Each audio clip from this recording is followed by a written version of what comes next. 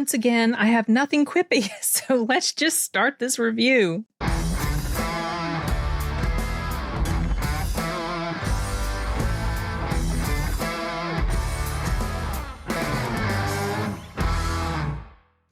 I don't know what's going on with me. Like, I just can't come up with quippy little things to say at the beginning of some of these reviews I've been doing. So rather than stress myself over it, I'm just heading right into the review. It's easiest to do that. Okay, this is a long-winded intro to a review for Filthy Animals, which I screened before the new year. I was hoping to get a review up for it before the end of the year because this is kind of like a Christmas-themed-ish movie. I mean, it takes place around Christmas time in California, but I wasn't able to do that, so I'm doing it now to let you know about it. It's like this little small, I guess, indie sort of movie. Doesn't have the biggest budget, doesn't have the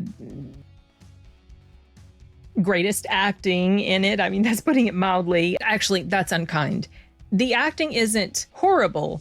It's not the outright worst I've ever seen, but you can definitely tell that this was a small movie with very limited tools at the creator's disposal. It's kind of like a black comedy in a lot of ways. The premise is these two friends, I think they're friends, they're not brothers, pretty sure they're friends. One is like this bodybuilder guy, and the other is this like guy that likes to drink a lot and take drugs and stuff. And they have made it their mission to go after, they're like vigilantes. They've made it their mission to track down people who have bad intentions when it comes to young children. And the start of the film shows like one of their first victims of the movie. Now, you know, based on context, that this has been a thing that they have done before. This is like their thing. Also, they rob them, I think. They take their money and stuff. So it's showing one of their first victim in the movie, and some stuff happens that one of them wasn't expecting, and it causes a little bit of friction between them. And then it shows as they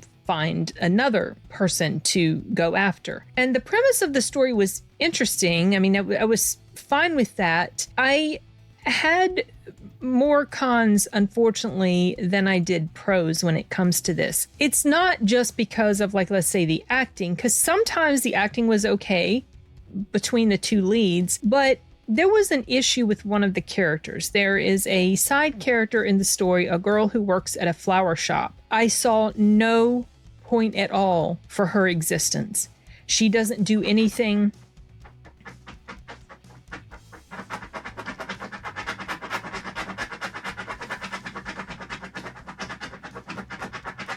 Chibi?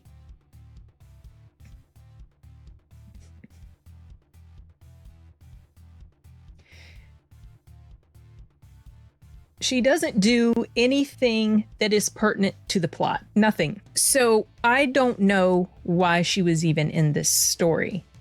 Maybe she knew someone who worked on the film and that was the whole point. I honestly don't know. They could have cut her out completely because I kept waiting for the whole purpose of her. And when I thought there was a purpose to her, that wasn't really, it didn't pay off because nothing happened. And I won't get into the details because, you know, I don't want to spoil it for you in case you're interested to watch it. Sometimes I just don't care. I didn't hate this movie enough to not care.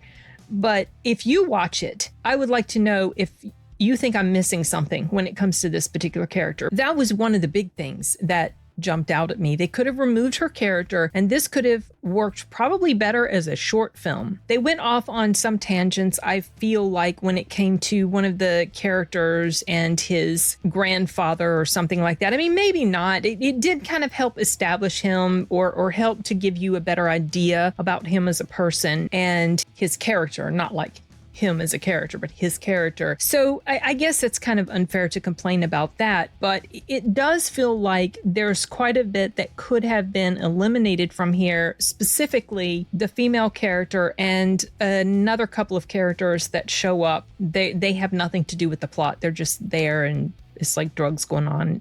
Okay. I think it could have been condensed down to probably less than an hour. Maybe it would have felt like a story that flowed a little bit better. There were also technical things which honestly, because of, like, let's say the budget constraints, most likely might feel a little bit unfair, but there were things that happened, like a person getting punched in the face repeatedly with brass knuckles, and the injuries on his face were nowhere near being representative of what his face would really look like if he'd gotten hit with brass knuckles. Little things like that. That's kind of minor, but it is one of the things that kind of fell under the cons just because it was something that I noticed. Other than those things, I mean, that's really about all I have to say about Filthy Animals. Did I mention the name of this movie at the very beginning? I cannot remember. I swear. I have been working so much for the past few weeks, even through the holidays. I'm feeling like my brain is just running on empty right now. So I apologize if I'm not making a lot of sense, but I felt strongly enough about it that I wanted to make a review. And I would really like to hear what you guys think about this film, and specifically about those things that kind of bothered me a bit when it came to this film. I was happy to be able to screen it, and I am disappointed that I couldn't come away from it with a little bit more positive feelings about it, but it wasn't something I despised, but unfortunately there were too many issues for me to overlook. That's it for my thoughts on Filthy Animals, and I'm wrapping this video up now.